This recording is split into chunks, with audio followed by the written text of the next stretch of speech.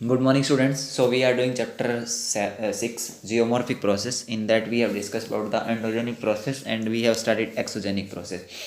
In exogenic process, we will discuss the three categories of exogenic process: weathering, mass movement, and erosion, transportation, and deposition. So today we will start about the first topic, that is weathering. So weathering, what is the meaning of weathering? That is given. Weathering is defined as mechanical disintegration and chemical decomposition of rocks through the action of various elements of weather and climate. Weathering का क्या बताया गया है कि mechanically उसका disintegration होना, किसका? Rocks का डिसइंटीग्रेशन, टूटना, एंड केमिकल डिकम्पोजिशन, केमिकल उसके अंदर जो है उनका आपस में डिकम्पोज होकर अलग अलग हो जाना रॉक्स के अंदर। और होता किसके कारण है? Due to weather and climate. और वेदर और क्लाइमेट के एलिमेंट कौन से होते हैं? मैंने आपको बताया, टेम्परेचर, प्रेशर, रेनफॉल। उसके कारण क्या है, जब रॉक्स है वो डिफरेंट पार्ट्स में टूट जाती है, उसको हम क्या बोलते हैं? वेदरिंग। हिंदी में इसको बोलते हैं अपक्षय। ओके, तो weathering definition you will write down. What do you mean by weathering? Weathering is defined as mechanical disintegration. Integration होता है जोड़ना, डिसइंटीग्रेशन तोड़ना, and chemical decomposition. Decomposition mean उसको बिखेर देना केमिकली उसके कारण। Rock through the action of various element of weather and climate. Element मैंने आपको बताया था जब हमने चैप्टर एटमॉस्फेयर और स्ट्रक्चर वाला पढ़ा था, उसमें टेम्परेचर, प्रेशर और रेनफॉल ये आपके क्या हैं? वेदर और क्लाइमेट के एलिमेंट्स हैं। Next, these are the three types of weathering. Three type से वेदरिंग प्रोसेस होता है। पहला आपको बताया गया, first is given physical weathering, second is given chemical, and third is given biological. तो फिजिकल वेदरिंग के अंदर कौन सा बताया गया? Unloading and expansion. अनलोडिंग का मतलब, एक तो लोडिंग होता है, एक अनलोडिंग होता है। लोड को यानी वहाँ से जो लोडिंग मटेरियल है या जो एक जगह पे मटेरियल इकट्ठा हो गया उसका वहाँ से धीरे धीरे दूसरे एरिया में चले जाना। एक्सपेंशन होता है कि फैलाव होना, यानी अनलोडिंग, जहाँ से जो मटेरियल निकला वो कहीं ना कहीं जाके क्या हो जाएगा? आपका एक्सपेंशन हो जाएगा, उसका फैलाव हो जाएगा। Temperature changing and expansion. Temperature change के कारण क्या होता है? उसमें freezing, thawing and frost waging.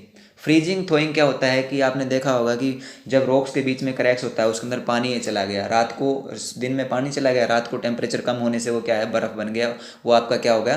Cool down होकर वो आपका आइस में कन्वर्ट हो गया। तो जब ये इस तरीके का मेल्टिंग एंड आइस का प्रोसेस चलता है तो उसमें क्या होता है कि रॉक्स को वो तोड़ देता है, क्योंकि डेंसिटी वो अलग अलग हो जाएगी दोनों की। लिक्विड और सॉलिड की डेंसिटी आपको पता अलग अलग होती है। तो जैसे ही सॉलिड होगा तो डेंसिटी ज़्यादा लेगा, तो उसके कारण क्या हो जाएगा? उसमें क्रैक्स आ जाएंगे। केमिकल होता है सॉल्यूशन, कार्बोनेशन और हाइड्रेशन, यानी ये केमिकल प्रोसेस होते हैं जिनके कारण क्या होता है? रॉक्स में डिसइंटीग्रेशन आ जाता है। और बायोलॉजिकल होता है ह्यूमन बीइंग की एक्टिविटी हो गई या एनिमल्स की हो गई या प्लांट्स है। जैसे आपने देखा होगा प्लांट्स भी जब उसकी रूट्स होती है वो डिफरेंट एरिया में मूव करती है, तो उसके कारण क्या होता है कि उसके पास अगर रॉक्स है तो उनको भी वो तोड़ देती है। तो ये वेदरिंग प्रोसेस में हम तीन पार्ट पढ़ेंगे, physical, chemical and biological. You will write down in your notebook also this diagram, physical, chemical and biological. अब पहला बताया गया, हम डिस्कस करेंगे केमिकल वेदरिंग के बारे में। First we will discuss about the chemical weathering. Chemical weathering के अंदर सबसे पहले बताया गया सॉल्यूशन। सॉल्यूशन क्या होता है? सॉल्यूशन का मतलब है जब वाटर किसी के साथ में मिलकर उस चीज़ को अपने साथ में डिजोल्व कर लेता है, जैसे आपका सॉल्ट है या आपका शुगर है, ये चीज़ें होती है, नमक जैसे होता है, तो वो क्या करता है? अपने साथ में वो पानी के साथ में क्या हो जाएगा? मिल जाएगा और पानी से वो साथ में बह जाएगा, तो वो वहाँ से निकल जाएगा, तो इसको बोला जाता है सॉल्यूशन। अब इसमें कहा गया when something is dissolve in water और एसिड, द वाटर और acid with dissolve content is called solution. Solution को बोलते हैं किसको? जब पानी के साथ में नमक या कोई और जो आपका मिनरल्स है वो उसमें मिलकर वहाँ से रिमूव हो जाएगा, उसको बोलते हैं solution. Soluble rock forming minerals like nitrate, sulphate and potassium etcetera are affected by this process. यानी जहाँ पे आपको नाइट्रेट होगा, सल्फेट होगा, पोटेशियम होगा, वो क्या होंगे? वो मिनरल्स क्या करेंगे रॉक्स के अंदर, तो वो क्या हो जाएंगे? वो रॉक्स के अंदर से पानी के साथ में सोल्यूएबल होकर वहाँ से रिमूव हो जाएंगे। So these minerals are easily leached out यानी वहाँ से निकल जाना, विदाउट लीविंग एनी रेजिड्यू और in rainy climate and accumulate in dry seasons. और वो क्या करेंगे? वहाँ से जैसे ही आपका रेनी सीजन होगा तो वहाँ से निकल जाएंगे, और बाहर जाकर क्या है, जैसे ड्राई सीजन आएगा तो वहाँ पे वो मॉइस्चर में से जो आपका उसमें पानी था वो तो क्या हो जाएगा? एवेपोरेट हो जाएगा, और वो रेजिड्यू मास का मतलब वो बचा हुआ आपका वहाँ रह जाएगा। Minerals like calcium carbonate, calcium magnesium, bicarbonate present in limestone are soluble in water containing carbonic acid. यानी जो कैल्शियम कार्बोनेट है, कैल्शियम मैग्नीशियम है, वो क्या करते हैं? वो जो आपके लाइमस्टोन क्या होता है? चूना पत्थर, उसमें ये दो दो आपके केमिकल मिलाए बताएंगे, कैल्शियम कार्बोनेट और कैल्शियम मैग्नीशियम। बायोकार्बोनेट। तो ये क्या करते हैं, ये जब लाइमस्टोन में होते हैं तो ये क्या करते हैं, जैसे ही इसके ऊपर लाइमस्टोन वाली जो आपकी रॉक होगी उसके ऊपर पानी जाएगा, बारिश होगी या कुछ भी होगा, तो उससे क्या होगा, वो उसके साथ में मिक्स होकर वो आपका बाहर के निकल जाएगा। कॉमन साल्ट जैसे आपका है is also rock forming mineral and susceptible in this process of solution. और कॉमन साल्ट जो होता है वो भी अगर वहाँ पे मिलता है तो उसमें भी क्या होता है, जैसे ही वो पानी उसके साथ में आएगा वो पानी के साथ में मिल जाएगा और उस एरिया से रिमूव कर देगा। तो ये केमिकल वेदरिंग प्रोसेस हो गया, यानी रॉक्स के ऊपर जब पानी के थ्रू, मेनली वाटर टेम्परेचर के थ्रू क्या होता है, उसमें रॉक्स के अंदर जो आपका केमिकल रिएक्शन होती है, उस केमिकल रिएक्शंस के कारण जो आपका रॉक्स टूट जाती है उसी को क्या बोला गया, आपका केमिकल वेदरिंग बोला गया। और उसमें पहला हमने सॉल्यूशन पढ़ लिया। नेक्स्ट हम पढ़ेंगे अभी कार्बोनेशन। कार्बोनेशन का मतलब क्या होता है, नीचे आपका इसके अंदर ये डायग्राम में एक छोटे से इसमें दिया हुआ है कि जब CO2 जो एटमॉस्फेयर के अंदर है वो हाइड्रोजन ऑक्सीजन इसके वाटर के साथ में मिल जाएगी तो वो एक नया एसिड बना देगी जिसको बोलते हैं कार्बोनिक एसिड। ओके, इसमें क्या बताया गया, CO2 जो आपका एटमॉस्फेयर में प्रेजेंट है वो जब H2O के साथ में मिल जाएगी तो उसमें क्या बनेगा, एक नया एसिड बन जाएगा, एक नया केमिकल बन जाएगा, उसको बोला गया है H2CO3। इसी को प्रोसेस को क्या बोला जाता है, कार्बोनेशन। इसी को क्या बोला गया, आपका कार्बोनेशन। कार्बोनेशन के अंदर क्या होता है, reaction of carbonate and bicarbonate with minerals helping the breaking down of feldspar and carbonate minerals. यानी जब ये रिएक्शन होता है CO2 प्लस H2O तो उसके कारण क्या होता है कि जो आपका फेल्ड्स्पर और कार्बोनेट मिनरल्स हैं वो क्या होंगे, वहाँ से डिसइंटीग्रेट हो जाएंगे, वहाँ से निकल जाएंगे रॉक्स के अंदर से। Calcium bicarbonate is soluble and is therefore removed by infiltrating rain water which break down the rocks. अब कैल्शियम बायोकार्बोनेट है, सोल्यूएबल है।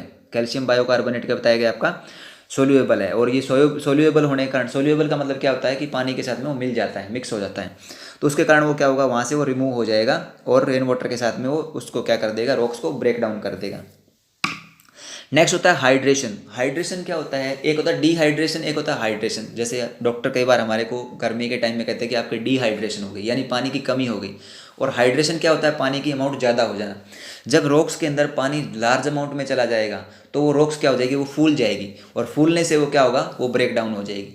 ठीक है, यानी पानी की अमाउंट कम भी नुकसानदायक है और ज़्यादा भी नुकसानदायक है हमारी बॉडी के लिए। वैसे रॉक्स के अंदर क्या होता है, जब पानी ज़्यादा चला जाता है तो वो रॉक फूल जाएगी, और फूलने से क्या होगा, वो टूट जाएगी। तो इसमें क्या कहा गया है, hydration is the chemical addition of water. यानी जब केमिकल एडिशन वाटर का मतलब क्या होता है कि वाटर वहाँ पे लार्ज अमाउंट में इकट्ठा हो जाएगा तो वो क्या करेगा, वो उसको फुला देगा। Calcium sulphate take in water and turn into gypsum which is more unstable than calcium sulphate. Continued repetition causes fatigue in the rocks and disintegration. यानी वाटर ज़्यादा अमाउंट में जाएगा तो उसके अंदर जो सोल्यूएबल मटेरियल्स है वो भी उसमें मिक्स हो जाएंगे, तो वो रॉक्स क्या हो जाएगी, वो फूल जाएगी और वो जल्दी क्या हो जाएगी, डिसइंटीग्रेट हो जाएगी। The clay mineral expand as they absorb water. जो मिनरल्स जिसके अंदर एब्जॉर्ब हो सकता है वाटर, जैसे इसमें वाटर जाएगा तो वो क्या हो जाएगी, आपकी एक्सपेंड हो जाएगी, फैल जाएगी।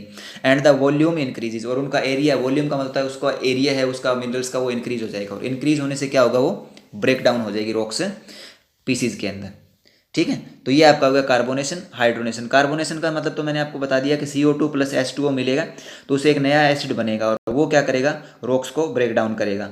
और दूसरा हमने पढ़ा हाइड्रेशन, जब वाटर की अमाउंट ज़्यादा हो जाती है रॉक्स के अंदर और मिनरल्स वो आपके क्या कर देते हैं, स्वेल हो जाते हैं, फूल जाएंगे, एक्सपेंशन बढ़ जाएगा, उसका वॉल्यूम बढ़ जाएगी, तो उससे क्या होगा, वो रॉक्स है वो टूट जाएगी। अब नेक्स्ट आपका आता है ऑक्सीडेशन एंड रिडक्शन। ऑक्सीडेशन क्या होता है, ऑक्सीजन की अमाउंट बढ़ जाना, उसके ऑक्सीजन मिल जाना वाटर के अंदर, और उसके कारण क्या होता है कि वो उसके अंदर एक नया रिएक्शन क्रिएट करती है, केमिकल रिएक्शन आती है। रिडक्शन का मतलब ऑक्सीजन की कमी हो जाना, ऑक्सीजन की अमाउंट बढ़ जाना ऑक्सीडेशन, कमी हो जाना रिडक्शन। तो अब इसके अंदर जैसे आपने इसमें बताया गया, in weathering oxidation means a combination of minerals with oxygen to form oxide और हाइड्रोक्साइड।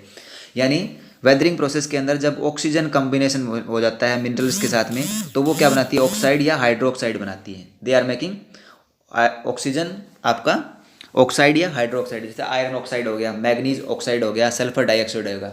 तो आयरन डाइऑक्साइड क्या हो गया, जैसे आयरन के साथ में आपने देखा होगा जब आयरन के साथ में ऑक्सीजन रिएक्शन करती है तो उसका कलर वो आपका रेड हो जाता है, जंग लग जाता है ना। वो जंग लगने का कारण वो क्या है, आपका वो ऑक्सीडेशन प्रोसेस है, यानी ऑक्सीजन है वो एंटर कर गई उसके अंदर, उसके कारण उसके जंग लग गया वो। और जैसे आपने देखा होगा लोहे आयन और के वो जंग लगता है तो धीरे धीरे वो आयन आपका क्या हो जाता है, वो गल जाता है, खराब हो जाता है। तो वही इसमें बताया गया रिएक्शन का, ऑक्सीडेशन एंड रिडक्शन। अब आयन, मैग्नीज और सल्फर के साथ में इसका ऑक्सीडेशन है, आपका ऑक्सीडेशन प्रोसेस होता है वो ज़्यादा होता है ऑक्सीजन का। ठीक है, और इसमें क्या होता है, break down occurs due to the disturbance caused by the addition of oxygen, यानी जो आयरन मैग्नीज और सल्फर मिनरल्स के अंदर ब्रेक डाउन होने का कारण क्या होता है, उसके अंदर एडिशन ऑफ ऑक्सीजन, यानी जैसे ऑक्सीजन का एडिशन उसके अंदर होगा तो वो क्या हो जाएगी, उसको तोड़ देगी। When oxidised minerals are placed in an environment where oxygen is absent, reduction take place. और जब ऑक्सीडाइज्ड मिनरल्स हैं, ठीक है, उनको अगर ऑक्सीजन नहीं मिलेगी तो वो वहाँ पे क्या होगा, आपका वहाँ पे रिडक्शन होगा, यानी ऑक्सीजन की कमी होना रिडक्शन है। Such condition exist usually below the water table in areas of stagnant water and water logged ground. ऐसा आपको कहाँ पे मिलेगा, वो आपको जहाँ पे पानी के अमाउंट ज़्यादा है, यानी पानी के अंदर अमाउंट ज़्यादा, पानी के अमाउंट ज़्यादा होने से वहाँ पे नीचे की तरफ क्या है, आपका ऑक्सीजन नहीं जा पाएगी, इसके कारण है उस एरिया के अंदर आपको ये रिडक्शन मिलेगा। Red colour of iron upon reduction turn into greenish और ब्लूइश ग्रे। जब ये आपका रेड कलर जो है ऑक्सीजन का ऑक्सीडेशन हुआ है जो आयरन ओर के ऊपर, वो जब उसको ऑक्सीजन उस एरिया को नहीं मिल पाएगी तो वो किस में कलर हो जाएगा, ग्रीन या ब्लूइश ग्रे के अंदर कलर कन्वर्ट हो जाएगा। यानी आयरन ओर के अंदर रेड कलर आने का कारण तो है ऑक्सीडेशन, ऑक्सीजन की अमाउंट बढ़ जाना वहाँ पे, और जब उस एरिया के अंदर ऑक्सीजन नहीं मिल पाएगा तो उसका कलर किस में कन्वर्ट हो जाएगा, आपका ग्रीन या ब्लू में कन्वर्ट हो जाएगा। तो ये होता है आपका ऑक्सीडेशन एंड रिडक्शन। नेक्स्ट आपका आता है physical weathering. Physical weathering we will discuss tomorrow because it is big topic, ये थोड़ा सा बड़ा टॉपिक है, इसमें आपको समझ आने में दिक्कत रहेगी। तो आप सिर्फ आज केमिकल वेदरिंग के बारे में पढ़ लेना, that is sufficient for you. Thank you.